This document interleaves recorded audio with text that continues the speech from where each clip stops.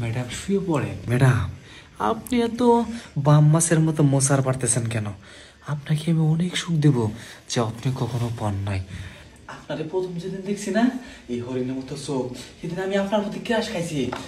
যেদিন ক্রাশ খাইছি না, সেদিনকে আমি মনে মনে প্ল্যান করছি আমি আপনাকে বাড়ির কাজের লোক হয়ে হলেও আপনাকে এনে ঢুকবো, ঢুকে আমি আপনার সাথে রোমান্স করবো। ঠিক আছে কি?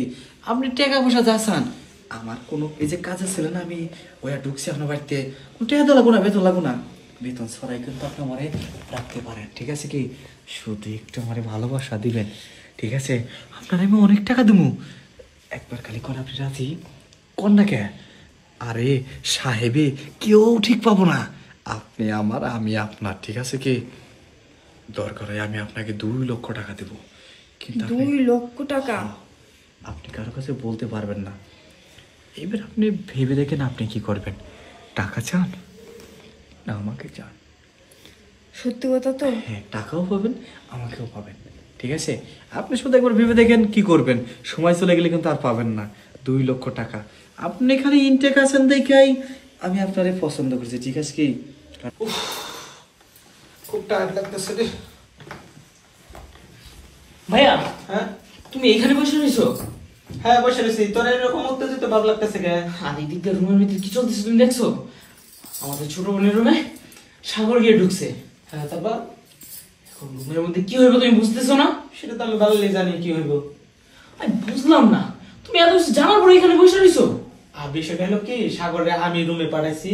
আরে তুই সেদিন বললি না যে একটা ছেলের সাথে সে 5 লক্ষ টাকার জন্য বেড শেয়ার করছে, আর সেটা পরীক্ষা করার জন্যই আজকে আমি সাগরে পাঠাইছি যে তোর কথাটা কতটুকু সত্য। ও আচ্ছা, এই ব্যাপার।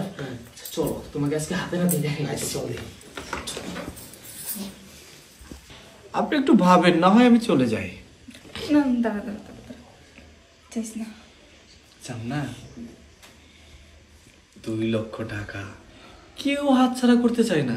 2 লক্ষ টাকা? হ্যাঁ, তাহলে তো অনেক টাকা। তাহলে শুয়ে পড়েন। চল, কিন্তু বাসায় আব্বু আম্মুর জন্য কিছু না জানে। কেউ জানবে না, ছোট সাহেবও জানবে না। আয়।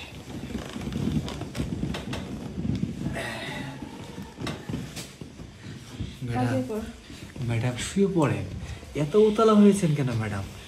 আমি নিচে যাই, আদর করি, আপনাকে অনেক সুখ দেবো ম্যাডাম, যা আপনি কখনো পান নাই। আমি এত সুখ দেবো না আপনি কল্পনাই করতে পারবেন না।